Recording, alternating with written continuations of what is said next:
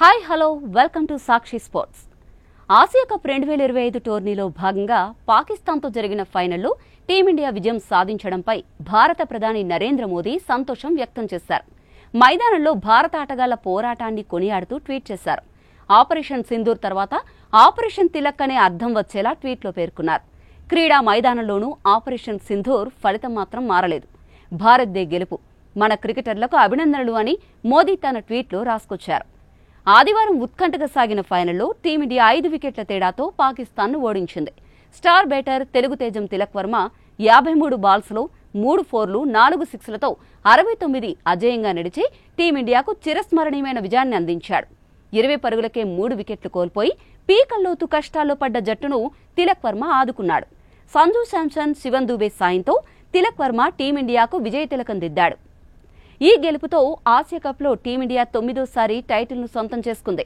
పాకిస్తాన్పై ఈ టోర్నీలో వరుసగా 3వ విజయాన్ని అందుకుంది. ఈ మ్యాచ్లో ముందుగా బ్యాటింగ్ చేసిన పాకిస్తాన్ 19.1 ఓవర్లలో 146 పరుగులకు కుప్పకూలింది.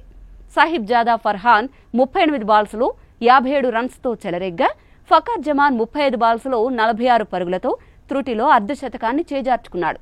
మిగతా బ్యాటర్లలో సైమ్ అయూబ్ 14 మినహా మరే బ్యాటర్ డబుల్ డిజిట్ చేయలేదు. కుల్దీప్ యాదవ్ 4 వికెట్లతో పాకిస్తాన్ పతనాన్ని శాసించగా వరుణ్ చక్రవర్తి 2, అక్షర్ పటేల్ 2, బుమ్రా 2 వికెట్లు పడగొట్టారు. తర్వాత భారత్ 19.4 ఓవర్లలో 5 వికెట్లకు 150 పరుగులు చేసి గెలుపొందింది. తిలక్ వర్మ అజయ్ హాఫ్ సెంచరీకి తోడుగా శివన్ దూబే 22 బంతుల్లో 2 ఫోర్లు 2 సిక్స్లతో 33, సంజు శాంసన్ 21 బాల్స్లో 2 ఫోర్లు ఓ 6తో 24 చేసి రాణించారు. పూర్తి వీడియో కోసం కామెంట్ సెక్షన్లో ఉన్న లింక్ క్లిక్ చేయండి. ఎప్పుడైనా ఎక్కడైనా మీ చేతిలోనే వార్తా ప్రపంచం.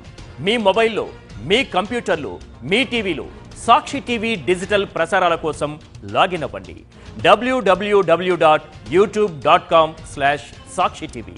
సబ్స్క్రైబ్ సాక్షి టీవీ యూట్యూబ్ ఛానల్.